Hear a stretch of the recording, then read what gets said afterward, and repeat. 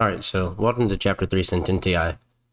This chapter was all about the second declension, masculine nouns and adjectives, and apposition, and general Latin word order. So let's get right into it. So with number 2 here, we see this sentence is kind of divided into 3 parts here.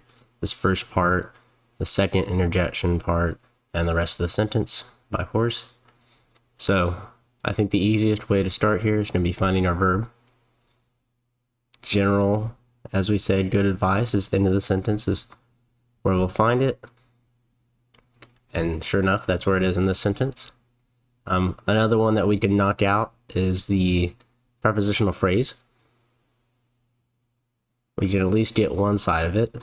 In, we know what in means in English. It's a preposition, and it means in and on in Latin as well. So we can get one side of the phrase.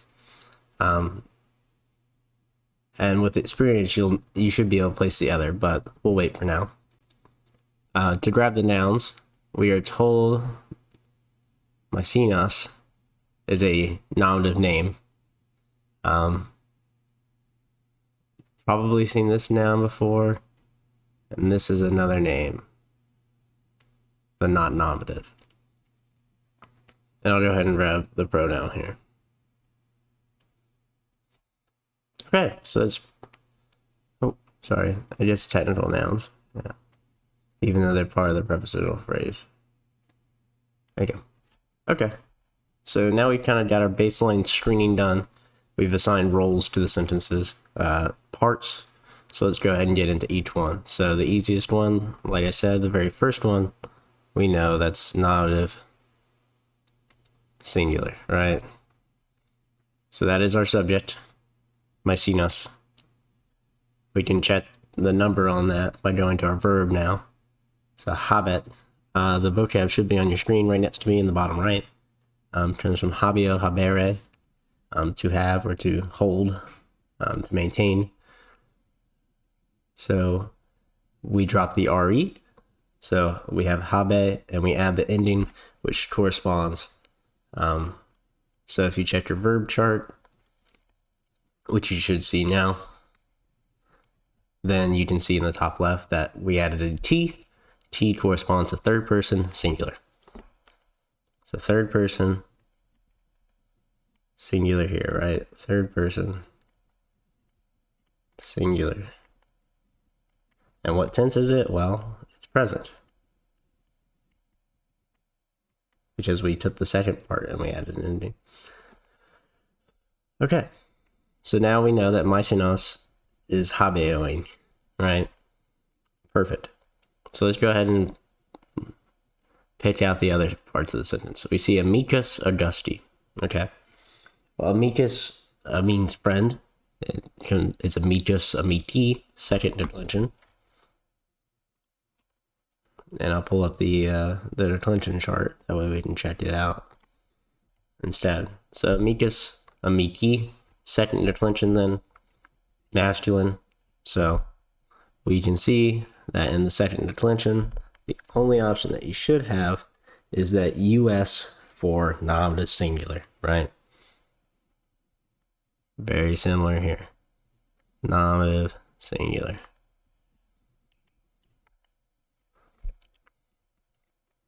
Masculine. Okay. Next one in the line, Augustus. I'm not sure if I put this in the vocab, but it's the name of Augustus, the person. So it's Augustus, Augusti, second declension. So similar deal. We go to our second declension on our declension chart there, and we're looking for I with a macron, right? Not just I. So we have two options there, right? You should be able to see that genitive singular is our first option, and nominative plural is our other one. You also have vocative and locative, but those are uncommon. So genitive singular and nominative plural are really the ones that we're working for. The case here that I'm going to make for now to go ahead and write down genitive singular is because we know that our verb is singular, right? Habet. If our verb was plural, maybe you could have a case with nominative plural. But we know our subject is singular, so thus we should not use nominative plural. And the only other one it could be is genitive singular. So genitive singular for Augustus, adjustee, masculine as well. Perfect. So I'll skip may for now. Go to the other verbs or the other nouns while I have the chart up on screen for you. So numero, in the vocab list there, you can see it comes from numerous, numeri.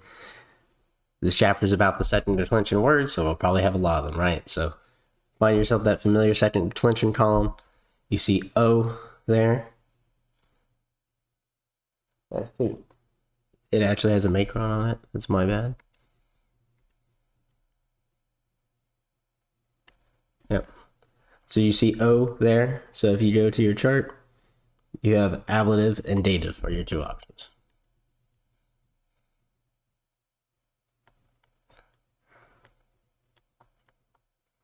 Dative singular. Masculine. Now, which one do we pick? Okay, it kind of depends on your context around it. And in this case, the context is we see that we have a preposition right next to it, right? What case is generally associated with prepositions? Ablative, right? And if you go to your chart, you can see that in is on that list in the usage column of prepositions that use the ablative. So I'm going to go ahead and just mark out dative here. And it's ablative singular, masculine. The last one here is amicorum. So we had amicus, amici. So now we're using the same noun in a different usage in the sentence. So it's just the same noun. It's not the same word. Well, it's the same word definition-wise, but not the same physical word. So go back to your second declension column. The only one that could be orum is that genitive plural. So there's no debate here. We know that it's genitive plural. Masculine, right? So not just a friend, but friends. Perfect. So I think we can go ahead and close out this prepositional phrase. Last one is may. I actually have added to my list of tools here one of the pronoun charts. So if you look in your personal pronoun chart on the first person, you should be able to find out there that may corresponds to one of two. It could be accusative singular or it could be ablative singular.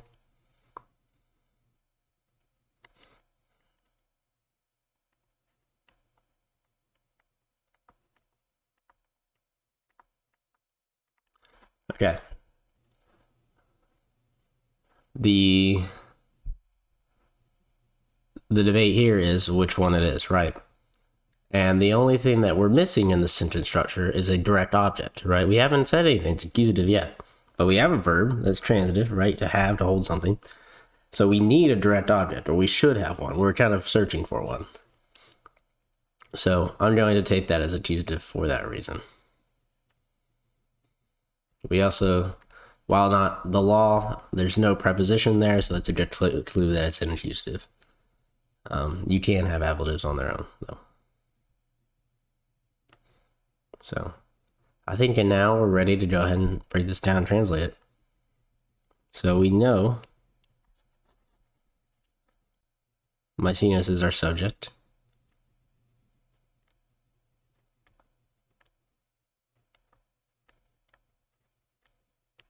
This person. Maecenas amicus adjusti. So this is what they meant in this chapter by apposition. This is apposition right here. So we have two words, the second noun, two nouns, the second noun to describe the first one. So they always agree in case and typically gender and number as well. And they agree in case here, so that's a good check. So Maecenas, the friend or a friend, what? And how do we translate genitive? That's of, right?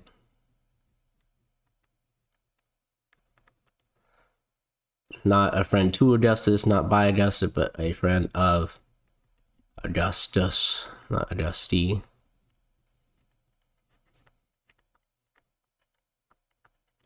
And what does Maecenas do? He habets me. He holds me, or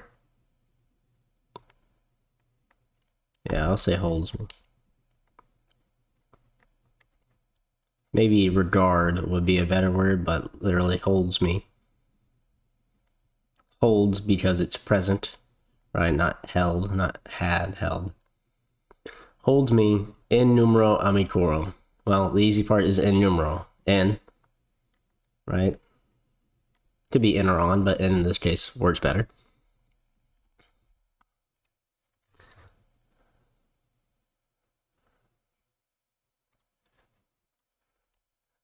In or on, right? In numero, that is our object of the preposition, right? In the count in the category, and I'm gonna say in the number, just to keep it similar to numero. Same thing. We had of Augustus. Now it's just of his friends, right? Of his friends. So he regards me as a friend, right? It's the his is implied, right? Okay. So there's number 2 done. Let's move on. I'll do that for a little bit. There you go. So for number 3, we have a couple that we've seen before. We should know what Sententiae by now is a noun. We've also seen vita before. We've seen virorum before. They tell you that libellus is a noun in the book.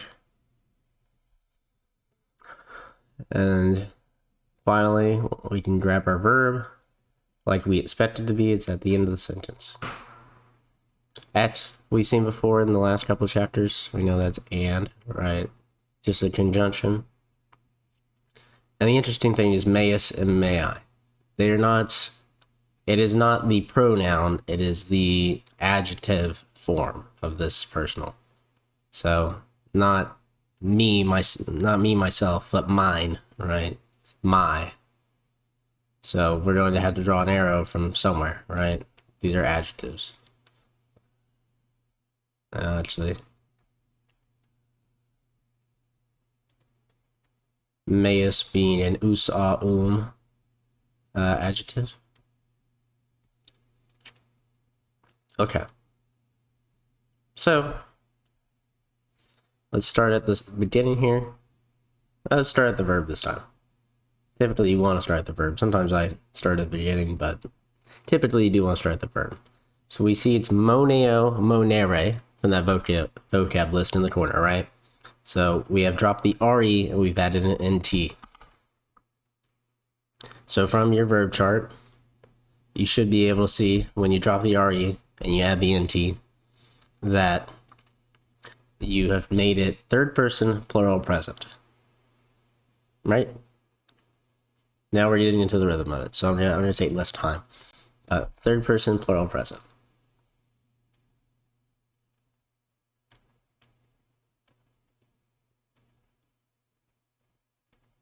So he, she, or not.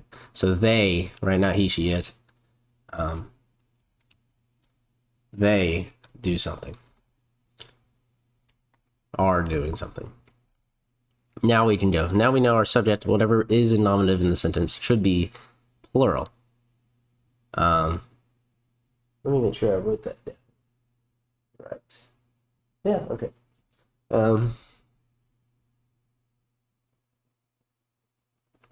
So, fantastic. So we have libellus, from libellus, libelli.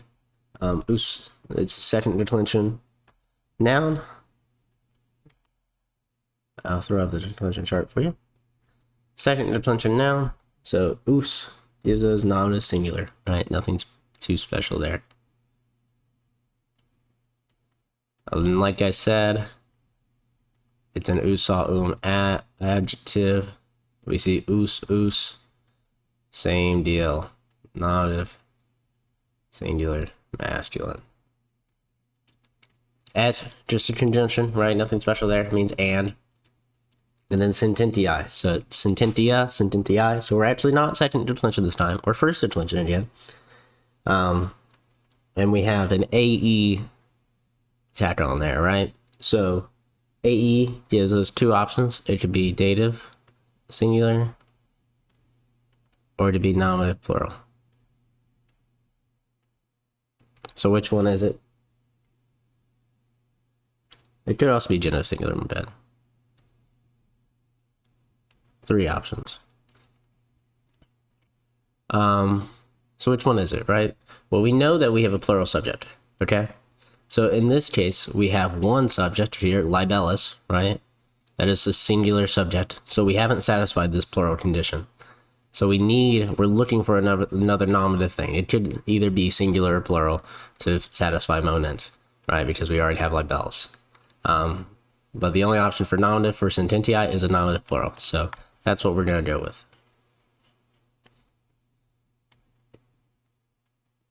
This is a nominative plural, feminine. And same deal, we have I,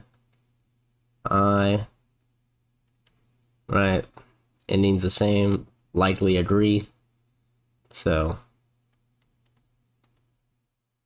noun adjective agreement here. So the last two, we have wetas and virorum.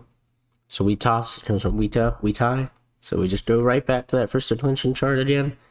And we see that os, there's only one option, right? Accusative plural. So fantastic. We found a direct object.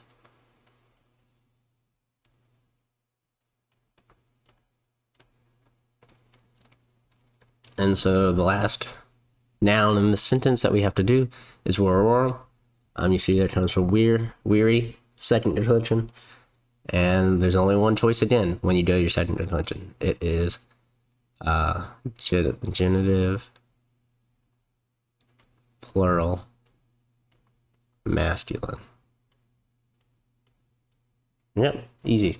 So now we've done every single part of the sentence. And look how short that was compared to what we've been doing. So now we'll just translate, right?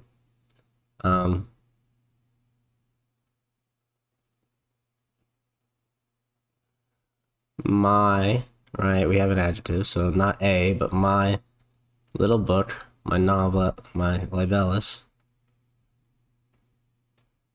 et, and my opinions, thoughts, sententiae, they do what?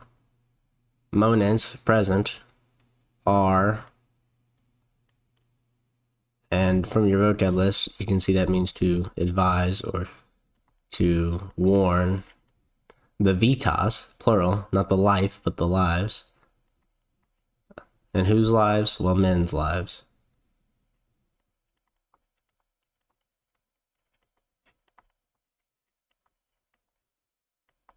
Yep. Easy. So we'll go to the next one here. So Simo, I'll do it. I'll pick up the pace here. I'll bet. Verb again.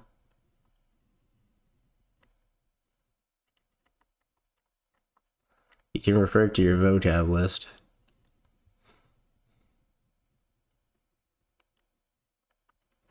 For menai, famai, and the meaning of benevolentium. But now that we're in the groove with the SAT process, there we go. We're already done with the screening. We know that Simon, it tells us, is the nominative singular for that name, right? That's the person's name. We know vir is the nominative singular form for vir, man. Fama, famai. Typically, it could be either dative singular or genitive singular or nominative plural. But like we've seen before, a lot of times we'll use that genitive to describe things. Genitive singular. Benevolentiam. So we switch from benevolentia, am. So there's only one ending that could be right for us. to make it accusative singular feminine. I guess this is feminine too. Masculine. And lastly, we have manai and famai. So this one here is the same definition word is being used, but it has different roles in the sentence. So here it's genitive singular feminine, and here it is accusative singular feminine. And we get that gender number case agreement, right, between the noun and the adjective that is modifying it. So lastly, habeo, habere, so we drop the re, add a t. So we have third person, singular, present. So how do we translate this? Well, Simon, here's another example of apposition, right? A nominative singular masculine, nominative singular masculine. A man, what? Of great fame, reputation.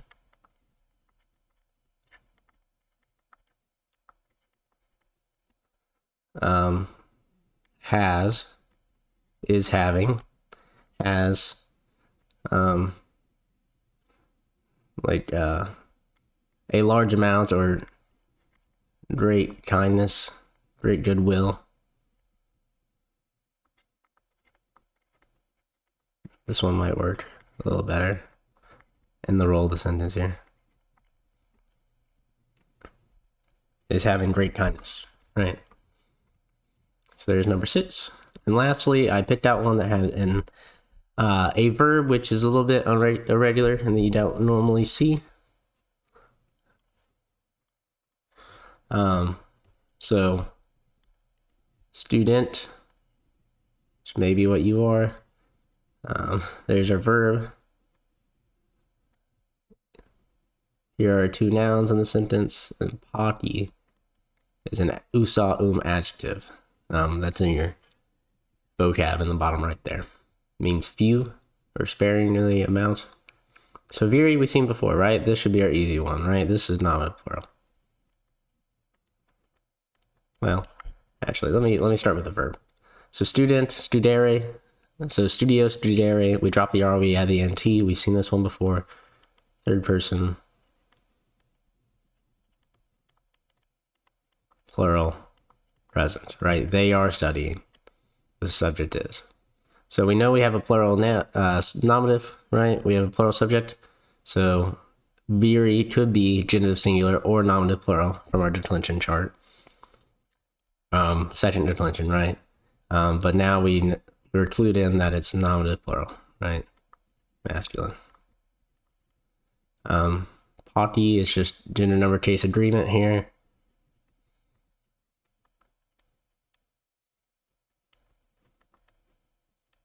Right, EE endings. And Sententiae means, Sententia means wisdom, right? Or knowledge. So Sententiae. So we have 3 options again. We have a nominative plural, genitive singular, or dative singular. And this is where our verb comes in. So in the book, they tell you that student or studio, studere, and it says something along the lines of plus dative, right? So some special verbs can take a dative instead of an accusative or the direct object of the sentence. Well, it just so happens that we don't have a direct object yet. We haven't picked one out. So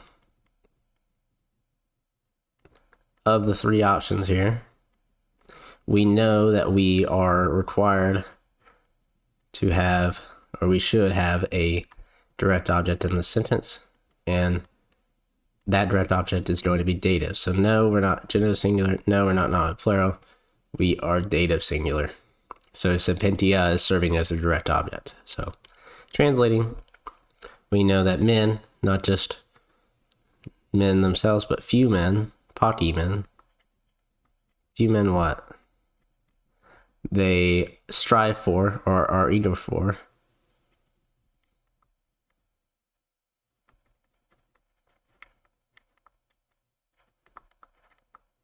And our object is knowledge, right?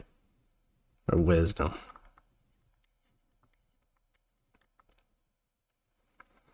So there you go.